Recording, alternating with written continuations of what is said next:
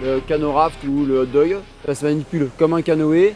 La différence, c'est que c'est beaucoup plus stable et que c'est auto-videur. C'est-à-dire que quand l'eau rentre, elle ressort tout seul.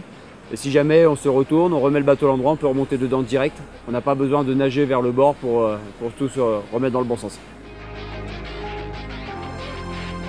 Ce type d'activité, ça s'adresse à des publics qui veulent commencer à découvrir un peu l'autonomie en rivière, sur des parcours qui bougent un minimum, donc personnes dynamiques, pas forcément sportives mais dynamiques, et qui ont envie de se bouger.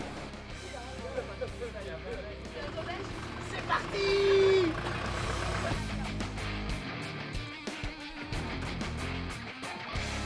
Pour les personnes qui n'en ont jamais fait, ce qu'il faut être, c'est à l'aise dans l'eau.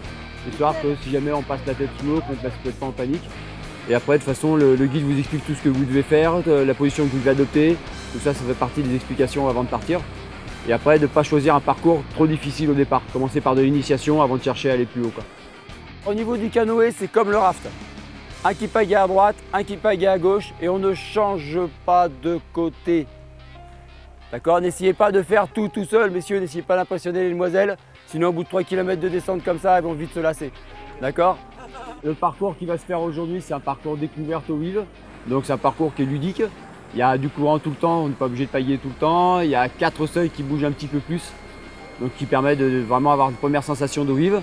Et au moins sur 2 d'entre eux, on peut essayer de s'arrêter juste après et commencer à aller surfer un peu dans les vagues, traverser le courant pour bien comprendre comment ça marche. Et aussi, ça permet le temps d'apprendre à bien maîtriser son bateau, comment s'arrêter, comment repartir pour être en autonomie sur la rivière.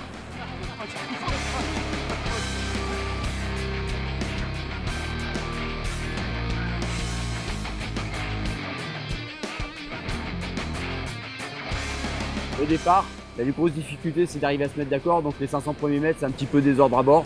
Donc tout le monde pagaie à droite, pagaie à gauche, c'est pas très ordonné. Et après, au fur et à mesure, les gens prennent confiance. On commence à voir les arrêts, les départs. Et quand on arrive au premier passage, généralement, les gens ont compris comment ça marche. Ils se sentent plus en sécurité. Et à ce moment-là, ils commencent à se faire plaisir, ils commencent à se lâcher. Donc c'est très vite du bonheur, quoi.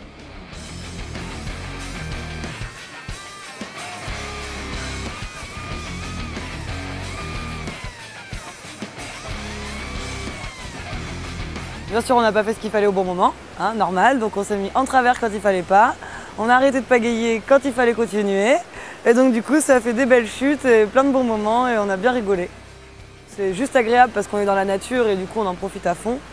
Mais après, dans les rapides, ça met un petit coup de pression et ouais, c'est cool quoi. Vraiment, c'est cool, c'est vraiment sympa. C'est des sensations un petit peu fortes qui sont vraiment agréables.